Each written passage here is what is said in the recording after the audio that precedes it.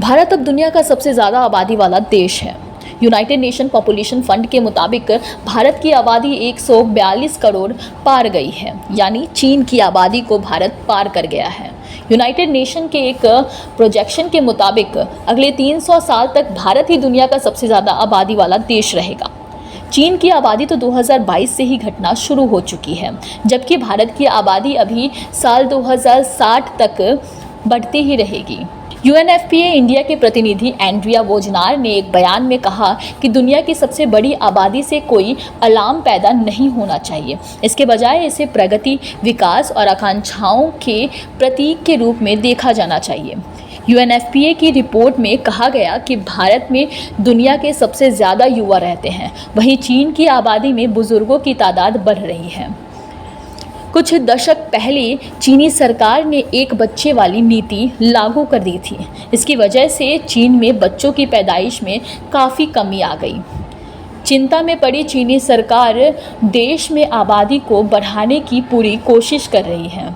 चीनी सरकार ने 2 या 2 से ज़्यादा बच्चे पैदा करने वाले परिवारों को सुविधा देने का ऐलान किया है। कॉलेज में युवा लड़के लड़कियां को कम से कम 15 दिन के स्प्रिंग ब्रेक पर भेजा गया है, ताकि प्रेमी जोड़े घर बसाकर बच्चे पैदा कर सके।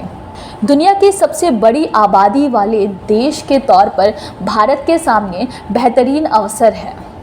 वहीं बढ़ती आबादी से देश के सामने चुनौतियों का अंबार भी लगा है। लेकिन इस वीडियो में हम बढ़ती आबादी के फ़ायदे पर चर्चा करेंगे। भारत जैसे देश के लिए बढ़ती आबादी बहुत ही कारगर साबित हो सकती है। डेमोग्राफिक डिविडेंड, जी हाँ, इस शब्द को आपने भी कई बार सुना होगा, लेकिन क्या आपको इस शब्द का मतलब पता है? डेमोग्राफिक डिविडेंड का मतलब है कि एक देश में कुल जनसंख्या में कामकाजी आबादी का अनुपात ज़्यादा होना। ज़्यादा कामकाजी आबादी आर्थिक विकास में बड़ी भूमिका अदा करती है। ऐसे में भारत को इस बढ़ती आबादी से फ़ायदा मिलेगा। ज़्यादा आबादी मतलब ज़्यादा ह्यूमन रिसोर्सेज। ह्यूमन रिसोर्सेज के ज़्यादा होने से सस्ता लेबर उपलब्ध होता है।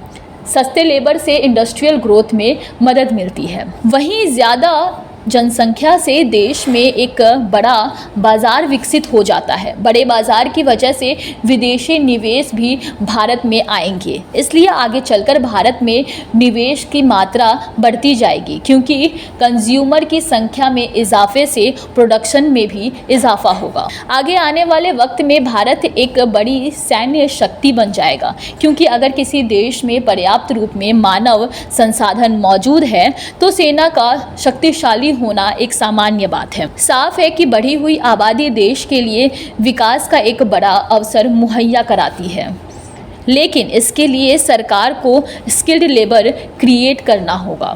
अगर ज़रा सी भी चूक होगी तो भारत इस अवसर को भुनाने में विफल भी हो सकता है। Bureau report, Q wife network.